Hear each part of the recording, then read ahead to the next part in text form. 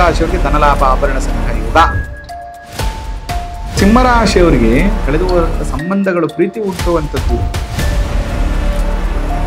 ವೃಶ್ಚಿಕ ರಾಶಿಯವರು ಕೈಗೊಂಡ ಕಾರ್ಯದಲ್ಲಿ ಜಯ.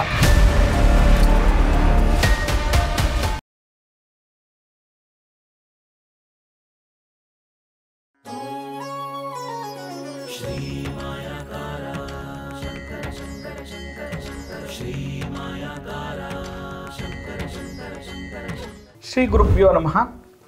ಮಾಯಕಾರ ಪ್ರಭುವೇ ನಮಃ. ಗಣೇಶ ದೇವಿ ವಾಗ್ದೇವಿ ಮಮ ವಾಕ್ಯ ಸಿದ್ಧಿ ಕುರು ಸ್ವಾಹ. ಓಂ ನಮೋ ಭಗವತಿ ಚಾಮುಂಡೇಶ್ವರಿ ಮಲಯಾಳ ಸ್ವರೂಪಿಣಿ ಸರ್ವಸಿದ್ಧಿಕಾರಿಣಿ ಸತ್ಯಂ ಬ್ರೂಹಿ ಸ್ವಾಹ.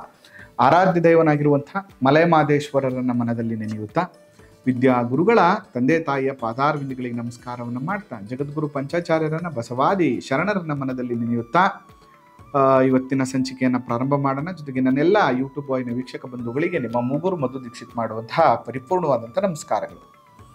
ಇನ್ನೂ ಕೂಡ ಯಾರು ನಮ್ಮ ಚಾನಲ್ ಸಬ್ಸ್ಕ್ರೈಬ್ ಆಗಿಲ್ಲ, ಫಾಲೋ ಮಾಡಿಲ್ಲ, ದಯವಿಟ್ಟು ಮಾಡಿ ನಿಮ್ಮ ಸಹಕಾರವನ್ನು ನೀಡಿ. ಅದರ ಜೊತೆಗೆ ಇದೇ ಜುಲೈ 12ನೇ ತಾರೀಕು ನಿಗೂಢ ಪ್ರಶ್ನಶಾಸ್ತ್ರದಲ್ಲಿ ಜ್ಯೋತಿಷ್ಯ ಶಾಸ್ತ್ರದ ಜೊತೆಗೆ ಪಂಚಾಂಗ ಪ್ರಶ್ನ, ತಾಂಬೂಲ ಪ್ರಶ್ನ, ಕವಡೆ ಶಾಸ್ತ್ರ, ಹೀಗೆ ಅನೇಕ ವಿಚಾರಗಳನ್ನು ನಾನು ಕಲಿಸ್ಕೊಡ್ತೀನಿ.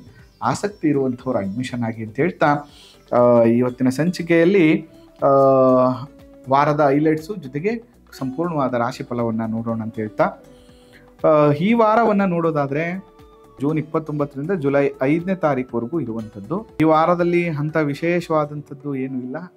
1947ನೇ ವಿಶ್ವಾವಸು ಸಂವತ್ಸರ, ದಕ್ಷಿಣಾಯನ, ಗ್ರೀಷ್ಮ ಋತು, ಆಷಾಢ ಮಾಸ ನಡೀತಾ ಇದೆ, ಅದೇ ವಿಶೇಷ. ಶುಕ್ಲ ಪಕ್ಷ ಇರುವಂಥದ್ದು. ಈ ವಾರದ ವಿಶೇಷತೆಗಳು ಅಷ್ಟೇ. 4ನೇ ತಾರೀಕು ಆಷಾಢ ಶುಕ್ರವಾರ, ಅಮ್ಮನವ್ರ ಪೂಜೆ ಇರುವಂಥದ್ದು ಬಿಟ್ಟರೆ ಇನ್ನಂಥದ್ದು ವಿಶೇಷ ಈ ವಾರ ಏನೂ ಇಲ್ಲ. ಮೊದಲನೇದಾಗಿ ಮೇಷರಾಶಿಯವ್ರಿಗೆ ಹೇಗಿದೆ ಅಂತ ನೋಡೋಣ.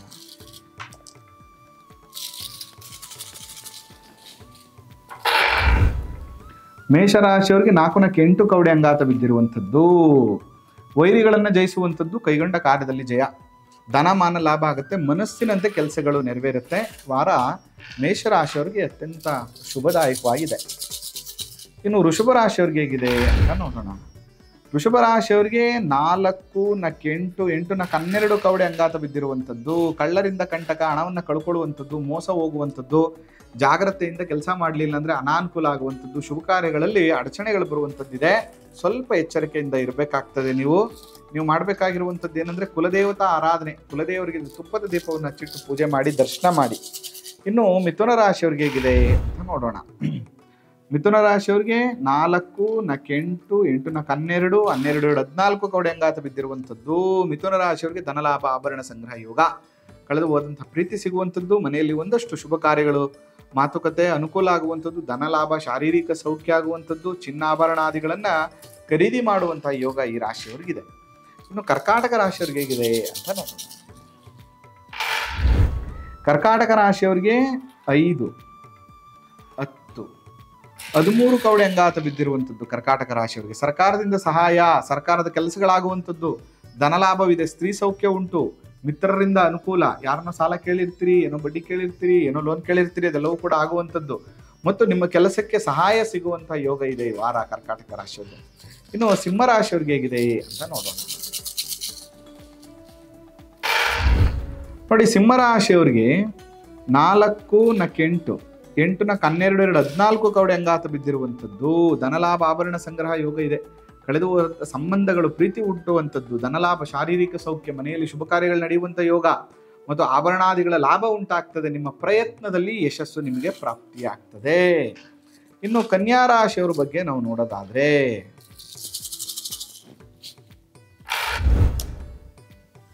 ನೋಡಿ, ಕನ್ಯಾ ರಾಶಿಯವರಿಗೆ 3, 3, 6, 3, 9, 12 ಕವಡೆ ಅಂಗಾತ ಬಿದ್ದಿರುವಂಥದ್ದು. ಕಳ್ಳರಿಂದ ಕಂಟಕ, ಜೋಕೆ, ರಾಜ್ಯಾಧಿಕಾರಿಗಳಿಂದ ಪೀಡೆ, ಅನುಕೂಲ ಇಲ್ಲ, ಕಂಟಕ, ಧನ ನಾಶ ಆಗುವಂಥದ್ದು, ಅಪಘಾತಗಳಾಗುವಂಥದ್ದು, ಏಟ್ ಮಾಡ್ಕೊಳ್ಳುವಂಥದ್ದು, ಅನೇಕ ಅಡಚಣೆಗಳಾಗುವಂಥದ್ದು ಇರ್ತದೆ. ಕನ್ಯಾ ರಾಶಿಯವರು ಸ್ವಲ್ಪ ಮಟ್ಟಿಗೆ ಹುಷಾರಾಗಿ ಇರಬೇಕಾಗ್ತದೆ.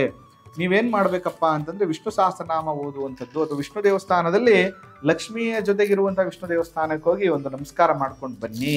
ತುಲಾ ರಾಶಿಯವ್ರಿಗೆ ಹೇಗಿದೆ ಅಂತ ನೋಡೋಣ. ನೋಡಿ, ತುಲಾ ರಾಶಿಯವರಿಗೆ 4, 8, 8 ಒಂದು 9 ಕವಡೆ ಅಂಗಾತ ಬಿದ್ದಿರುವಂಥದ್ದು.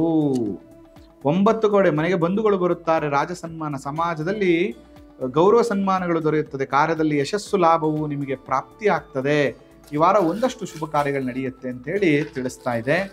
ವೃಶ್ಚಿಕ ರಾಶಿಯವ್ರಿಗೆ ಹೇಗಿದೆ ಅಂತ ನೋಡೋಣ. 3, 3, 6, 6, 2, 8 ಕವಡೆ ಅಂಗಾತ ಬಿದ್ದಿರುವಂಥದ್ದು, ವೈರಿಗಳನ್ನ ಜಯಿಸುವಂಥದ್ದು.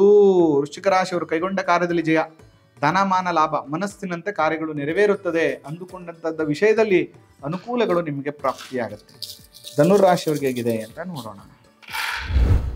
ಧನುರಾಶಿಯವ್ರಿಗೆ 3, 3, 6, 9 ಕವಡೆ ಅಂಗಾತ ಬಿದ್ದಿರುವಂಥದ್ದು, ಮನೆಗೆ ಬಂಧುಗಳು ಬರುತ್ತಾರೆ, ರಾಜ ಸನ್ಮಾನ, ಸಮಾಜದಲ್ಲಿ ಸನ್ಮಾನ ದೊರೆಯುವುದು, ಕಾರ್ಯದಲ್ಲಿ ಜಯ ಲಾಭ ಪ್ರಾಪ್ತಿಯಾಗುವಂಥ ಯೋಗ, ಅನುಕೂಲಗಳು ಉಂಟಾಗ್ತದೆ.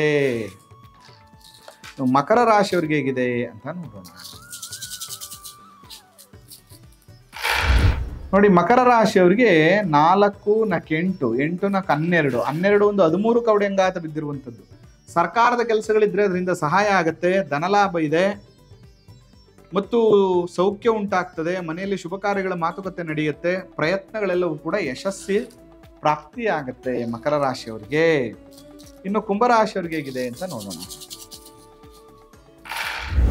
ನೋಡಿ, ಕುಂಭರಾಶಿಯವರಿಗೆ 4, 8, 8, 12 ಕವಡೆ ಅಂಗಾತ ಬಿದ್ದಿರುವಂಥದ್ದು, ಕಳ್ಳರಿಂದ ಕಂಟಕ, ರಾಜ್ಯಾಧಿಕಾರಿಗಳಿಂದ ಪೀಡೆ, ಮೋಸ ಹೋಗುವಂಥದ್ದು, ದುಡ್ಡಿನ ಸಮಸ್ಯೆ ಮಾಡಿಕೊಳ್ಳುವಂಥದ್ದು, ಸಂಬಂಧಗಳು ಕೆಡುವಂಥದ್ದು, ಮೋಸ ಹೋಗುವಂಥದ್ದು, ಎಲ್ಲ ರೀತಿಯ ಸಮಸ್ಯೆಗಳನ್ನು ಇದು ಸೂಚಿಸ್ತಾ ಇದೆ. ಕುಂಭರಾಶಿಯವರು ಸ್ವಲ್ಪ ಎಚ್ಚರಿಕೆ ಇರಬೇಕು. ಆಂಜನೇಯ ಸ್ವಾಮಿ ಮತ್ತು ಶನೇಶ್ವರ ಸ್ವಾಮಿಯ ದರ್ಶನವನ್ನು ಮಾಡಿ, ತಿಲಾದಾನವನ್ನು ಮಾಡಿ. ಮೀನರಾಶಿಯವರ ಬಗ್ಗೆ ನೋಡೋಣ. ನೋಡಿ, ಮೀನರಾಶಿಯವರಿಗೆ 4, 8, 8, 12, 12 ಒಂದು 13 ಕವಡೆ ಅಂಗಾತ ಬಿದ್ದಿರುವಂಥದ್ದು. ಮೀನರಾಶಿಯವರಿಗೆ ಸರ್ಕಾರದ ಕೆಲಸಗಳಲ್ಲಿ ಅನುಕೂಲ ಆಗತ್ತೆ, ಸುಖ ಪ್ರಾಪ್ತಿಯಾಗತ್ತೆ, ಸಮಾಜದಲ್ಲಿ ಗೌರವ, ಮನೆಯಲ್ಲಿ ಒಂದಷ್ಟು ಶುಭ ಕಾರ್ಯಗಳ ಮಾತುಕತೆ, ಅಂದುಕೊಂಡಿರುವಂಥ ಕೆಲಸಗಳಲ್ಲಿ ಲಾಭ ಪ್ರಾಪ್ತಿಯಾಗುತ್ತೆ ಅಂತ ಹೇಳ್ತಾ ಇದು ಮೀನರಾಶಿಯವರ ಫಲಾಫಲಗಳು. ಈ ವಾರದಲ್ಲಿ ಯಾರೆಲ್ಲರಿಗೂ ಕೂಡ ಶುಭ ಇದೆ, ಯಾರೆಲ್ಲರಿಗೂ ಕೂಡ ಅಶುಭ ಇದೆ ಅನ್ನುವಂಥ ವಿಚಾರಗಳನ್ನು ನಾನು ನಿಮಗೆ ತಿಳಿಸ್ಕೊಟ್ಟಿದ್ದೀನಿ. ಇದನ್ನು ನೀವು ಫಾಲೋ ಮಾಡಿ ಅಂತ ಹೇಳ್ತಾ, ತುಂಬ ವಿಚಾರಗಳು ನಮ್ಮ ಬೇರೆ ಬೇರೆ ಸಂಚಿಕೆಗಳಲ್ಲಿ ನಾನು ತಿಳಿಸ್ಕೊಡ್ತಾ ಇದ್ದೇನೆ. ಇದು ಶಕುನಾದಿ ಫಲಗಳ ಮುಖಾಂತರ ಕವಡೆ ಶಾಸ್ತ್ರಿ ಈ ಪ್ರೆಸೆಂಟ್ ನಿಮ್ಮ ರಾಶಿಯ ಬಗ್ಗೆ ಹೇಳುವಾಗ ತಿಳಿಸಿದಂಥ ವಿಚಾರವನ್ನು ಪ್ರಾಮಾಣಿಕವಾಗಿ ತಿಳಿಸ್ತಾ ಇದ್ದೇನೆ. ಇದರ ಜೊತೆಗೆ ಜಾತಕಗಳನ್ನು ಕೂಡ ಪರಿಶೀಲನೆ ಮಾಡಿಕೊಂಡು ಒಂದೊಳ್ಳೆ ಜೀವನವನ್ನು ಮಾಡಿ ಅಂತ ಹೇಳ್ತಾ, ಅದ್ರ ಜೊತೆಗೆ ನನ್ನನ್ನು ಭೇಟಿ ಮಾಡಬೇಕು, ಜಾತಕ ತೋರಿಸ್ಬೇಕು, ವಾಸ್ತು ತೋರಿಸ್ಬೇಕು ಅಂದರೆ ಭೇಟಿ ಮಾಡಿ ಅಂತ ಹೇಳ್ತಾ ಇವತ್ತಿನ ಸಂಚಿಕೆಯನ್ನು ಮುಗಿಸ್ತಾ ಇದ್ದೇನೆ. ಸರ್ವೇ ಜನ ಸುಖಿನ ಭವಂತು. ಆ ಮಲೆಮಹದೇಶ್ವರರ ಅನುಗ್ರಹ ಸದಾ ನಿಮ್ಮ ಮೇಲಿರಲಿ. ನಮಸ್ಕಾರ. ಶ್ರೀ ಮಾಯಾಕಾರ ಶಂಕರ ಶಂಕರ ಶಂಕರ ಶಂಕರ ಶ್ರೀ ಮಾಯಾಕಾರ ಶಂಕರ ಶಂಕರ ಶಂಕರ ಶಂಕರ